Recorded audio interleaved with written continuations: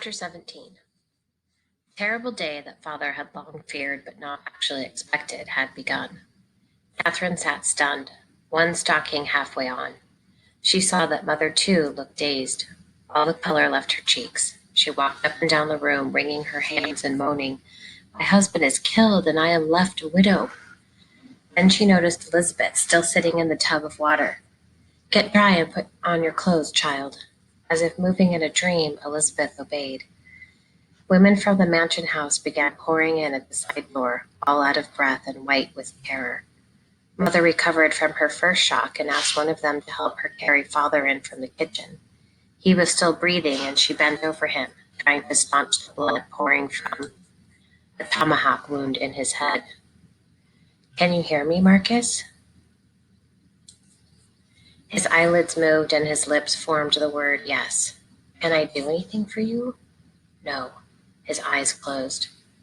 Mother clasped him in her arms as if hoping somehow to bring him back. Then she laid him down gently and pulled herself to her feet. Catherine noticed how her face had changed. Fear was gone. She lifted her head as if she were looking into the face of God, saying, "Lord, I am ready." "Oh, Mother," Catherine thought, "how brave and wonderful you are. How much I love you." But there was no time to tell her. Mr. Rogers and one of the immigrants, Mr. Kimball, rushed in. Mr. Rogers was holding one arm. Mr. Kimball had a wound in his back. Mother came back to earth when she saw that both were bleeding. "Oh, that Joe Louis. He is the one who started this. Our Indians never would have done it except for him." Hoping to find out more of what was happening outside, she stepped briskly to a window, just as a bullet pierced the glass, shattering her shoulder. For a moment she was stunned, then rallied to order. "We must all go upstairs." The other women rushed to help her, but Mr. Rogers and Mr. Kimball started after them. But Catherine cried out, "Don't leave the sick children behind."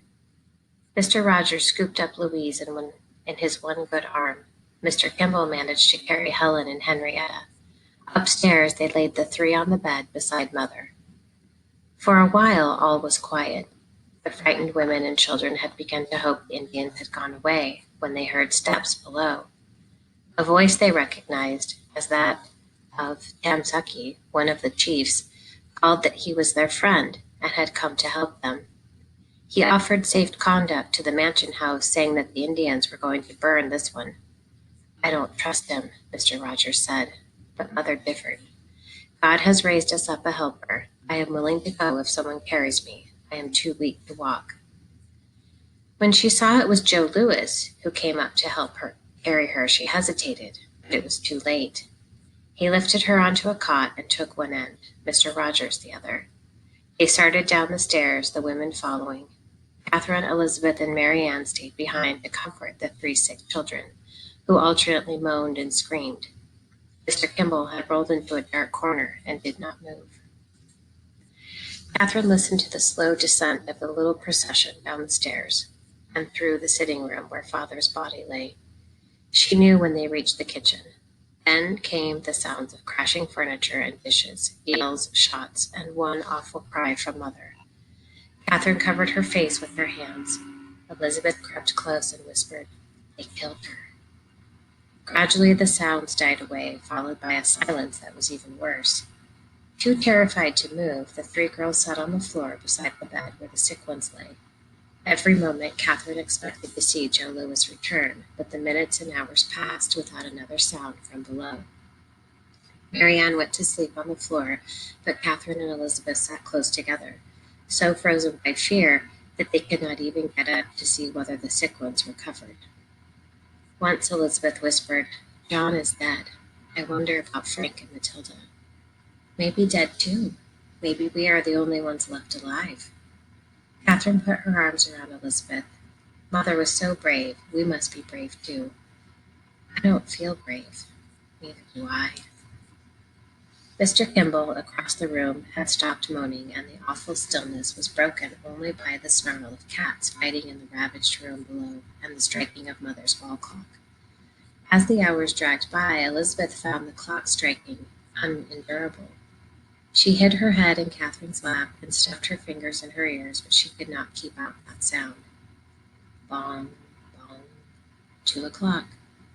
Hours, days seemed to pass. Bong, bong, bong. 3 o'clock.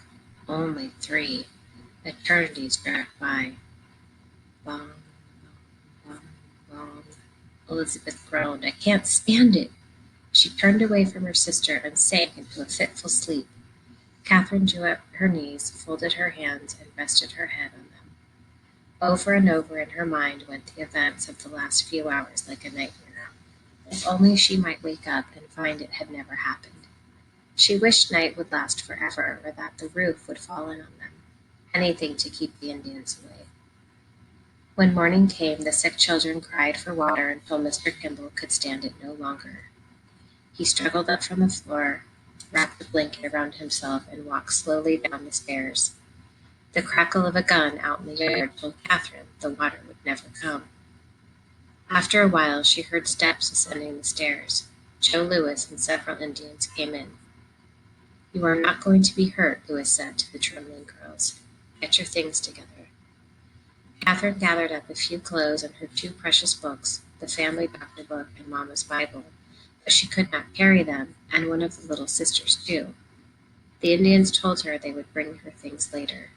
She carried Louise, and Elizabeth picked up Henrietta, but when Marianne tried to lift Helen, she could not, and they had to leave her there, screaming. We'll come back for you, Catherine promised. Somehow they managed to get down the stairs, through those dreadful rooms and along the familiar path to the mansion house. Some of the women met them and led them inside. Laying Louise on a bed, Catherine sat down exhausted, but only until she had gotten her breath. Then, accompanied by 2 women, she went back for Helen. This time, when she reached the mansion house, she saw Matilda there with Eliza Spaulding. They all fell into one another's arms. Where is Frank? Catherine asked. Matilda burst into sobs, so Eliza had to tell the story. At the first sound of gunfire, Judge Saunders, the teacher, rushed to the schoolroom door, only to be shot down. Frank, the oldest boy in the room, decided the children should take refuge in the loft, and they piled books on a chair until he could reach the trapdoor opening. One by one, he boosted the children through it, then followed them. We must pray, he had said. Never, Eliza told Catherine, had she heard such wonderful prayers as Frank poured out. Soon they heard Joe Louis calling that they should come down. We won't be hurt, he promised. All but Frank went down to the yard, where the Indians lined them up against the side of the house and discussed whether or not to shoot them. One of the older men said no, there had been enough killing. After a while, Matilda was comforted to see Frank coming toward her. He took her hand and stood beside her, whispering, I couldn't stay in the loft, not knowing whether you had been killed. Joe Louis saw Frank, grabbed him by the shirt, and pulled him out of the line. You bad boy, he said, and shot him through the head. Women, whose children had been in the schoolroom, rushed to take them to the mansion house. Matilda and Eliza were left alone, too frightened to move or speak. All they could do was wait, hand in hand. How long they stood there, freezing, they did not know. Finally, the man who had protested against any more killing came back, took them by the hand, and led them to the mansion house, where kind Mrs. Saunders, in spite of her own grief, drew them into her room, warmed them, and gave them something to eat. Now began a month of terror for the women and children and the 3 men who had been spared to help the Indians. First of all, they took the 2 Manson boys and David Mallon to Fort Walla Walla, saying they were part Indian, so were not to be hurt. For some unexplained reason, they did not feel the same about Marianne and Helen Marr, though Helen was too ill to have gone, even if they had suggested it. She and Louise Sager, both unconscious part of the time, lay in one bed. Catherine sat beside them, giving them water and trying to soothe them. Louise moaned constantly, John, I want Brother John. Henrietta, however, was now able to be dressed, so Mrs. Saunders got up her courage to speak to one of the chiefs about the Sager children's clothing. All he brought them was one ragged blanket apiece and a few bits of Mrs. Whitman's underclothing, and someone had to lend them clothes after all. Joseph Stanfield, one of the men left alive, was detailed to dig a grave for the victims, whose bodies still lay where they had fallen. Father Bullitt the new Catholic priest came over from the Umatilla to assist in this grim duty of giving the dead ones a decent burial. Trembling, Catherine held Henrietta, with Elizabeth and Matilda clinging to her on both sides, while the bodies, wrapped in sheets, were lowered into the long grave. Father and mother lay at the end, then John and Frank, and the other 10 who had died. None of the sisters cried. They could not believe those sheeted forms were really their parents and brothers. Only after the earth had been mounded over them did it come to Catherine that she was now the head of her family. As John had become the man the day their mother died, she now became the woman. Life was so strange, she thought. If John had not been so kind to mother, if he had gone to Lapwai with the pack train, he would be alive today. And if Frank had not come home that time he ran away, he too would still be living. Why was it that when one tried to do right, such terrible things could happen? 2 days later, Louise died, then Helen Marr and an immigrant child. The 3 were buried near the great mound not far from Alice Whitman's grave, and Catherine felt comforted by the thought that Louise was with John. In the days following the massacre, some of the young Indians, hysterical with excitement, looted the Whitman home, decking themselves out in father's clothing and anything else that took their fancy. They soon discovered that the cellar was well stocked with food, and daily the Indians brought quantities of it to the mansion house to be cooked for them. Before each meal they insisted on asking a blessing, using words that mother and father had taught them. After the prayer, some of the women must taste each dish in the presence of their captors to assure them nothing had been poisoned. Remembering mother's comment on Mr. Gray's use of medicine to keep them away from his melons, Catherine understood their fear. Turning to work as their one salvation, the women cooked extravagantly, even to making a batch of pies from dried peaches mother had put away for a special occasion. Old Beardy, an ugly fellow, ate so much of the pie that he became very sick and raised the usual howl of poison. No one knew what might have happened if an Indian woman had not laughed and shamed him for being so greedy. Next, the Indians brought bolts of calico from mother's door and demanded that the women make them shirts. Every woman and girl who could hold a needle worked through the daylight hours and often by candlelight to finish the garments. After a few days, Lorenda Bewley became very ill, and one of the women caring for her called Catherine aside. "We need some of Dr. Whitman's No. 6 remedy. Could you go over to the house and bring a bottle from his medicine cabinet?" Evidently, she saw the fear in Catherine's eyes. She said gently, "The Indians do not hurt children. If one of us women tried to go, they might kill us." Catherine held her quivering stomach and said, "I'll go. Walk. If you run, they will chase you." Catherine stepped out of the mansion house. Not an Indian was in sight, but she knew they were watching her from their hiding places. Never had a road looked so long as the path leading to the wrecked Whitman home. She began to count steps. 1, 2, 3, then 10 steps, 20, 50, 100. She had looked neither to the right nor the left, but kept her eyes steadily on the green door that had opened so long ago to welcome her in to love and care. 200 steps, 250. She was over the threshold. She could not bear to look at the smashed table and chairs, the beautiful spode dishes lying in a broken pile on the floor, but walked straight to the medicine cabinet, saw the bottle with No. 6 on it, reached for it. "What you do?" A rough voice stopped her. A hand gripped her shoulder. She held up her head as mother would have done. "Medicine for a sick child." The hand fell from her shoulder. She slipped the bottle into her dress pocket, turned and walked out. Slow step after slow step, her heart pounding, throat dry, every nerve in her body urging, "Run, run!" But she did not run. Now she knew how many steps she would need to reach safety. At 200, she could hardly hold her feet in their slow pace. At 225, she stopped trying. In a bold dash, she reached the door. "You are a brave girl," the woman said, hugging her. "I told an Indian a lie. I said it was medicine for a sick child." A swift hug was the reply.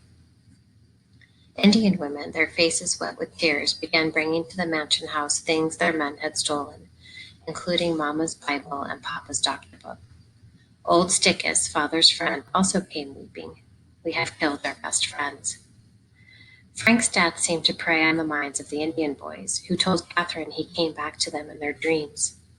Only a few, though, seemed really to regret what they had done, and almost every day some young fellow told the women that if American soldiers came up from the Willamette Valley, all the captives would be killed. Maybe they would be killed anyhow. In the Indians' changeable mood, anything could happen. In spite of their growing fear that soldiers might come and thereby cause their deaths, the captains occasionally found something amusing that for a moment lifted the pall that hung over them. One day an Indian rode up with a peculiar-looking saddle blanket on his horse, and the children had to laugh when they recognized it as the fine big map of the world father had bought for the schoolroom.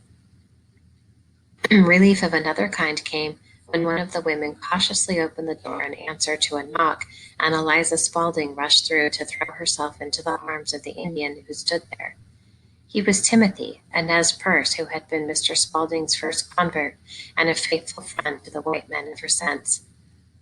"Are all of my family dead?" Eliza asked, when she had brought him inside.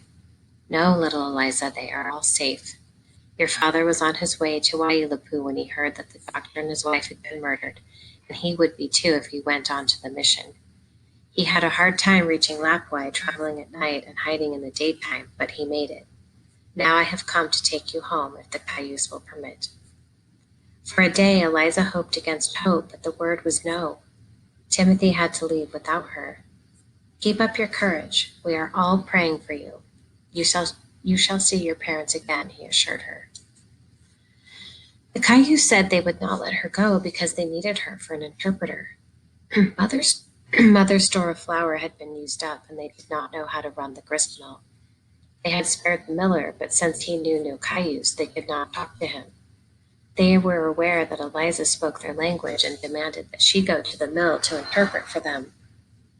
Eliza looked wildly around the circle of women and children. Their eyes pleaded with her. She turned to her best friend. "Elizabeth, will you go with me?" Now it was Elizabeth's turn to look around the circle of pleading eyes. She drew in her breath. "I'll go."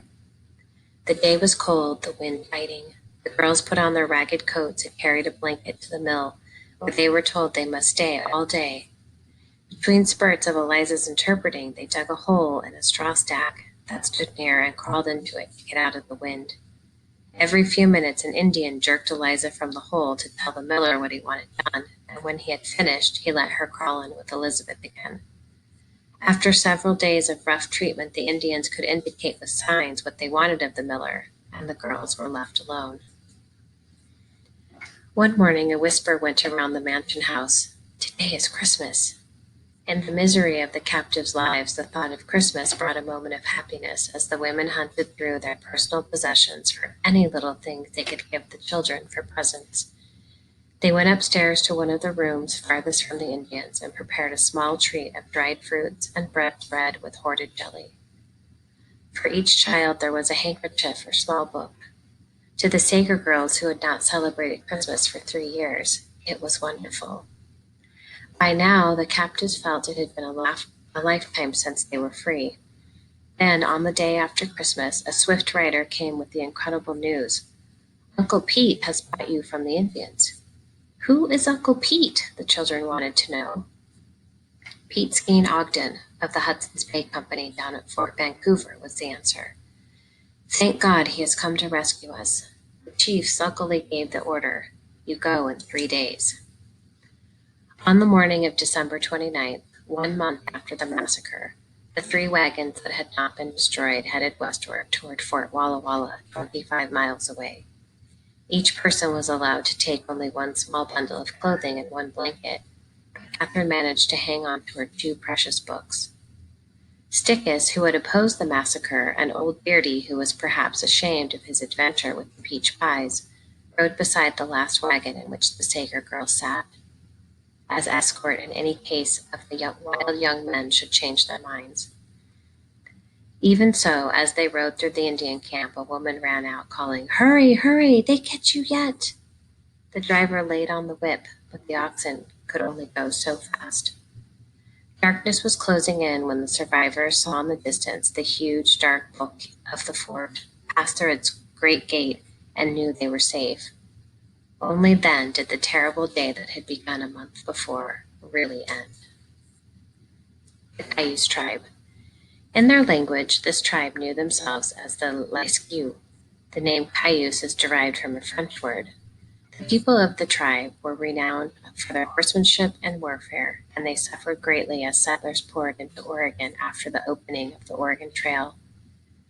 The tribe was nomadic, resembling the great tribes of the plains in their use of teepees and horses for hunting. Annual expeditions to the vast buffalo herds were an important source of meat, but the main source of food was the salmon taken from the Columbia River, as well as deer and small game hunted from nearby areas. After the massacre at Whitman Mission in 1847, a reaction to the devastating outbreak of measles brought by white settlers, the United States responded with a military attack, now known as the Cayuse War. Though the war was over rather quickly, hostilities continued until 1855, when the Cayuse joined a treaty that gave up their land and moved them to the Umatilla Reservation at the base of the Blue Mountains. Members of the tribe intermarried with other tribes, and no sole members of the tribe still exist. Their language is now extinct.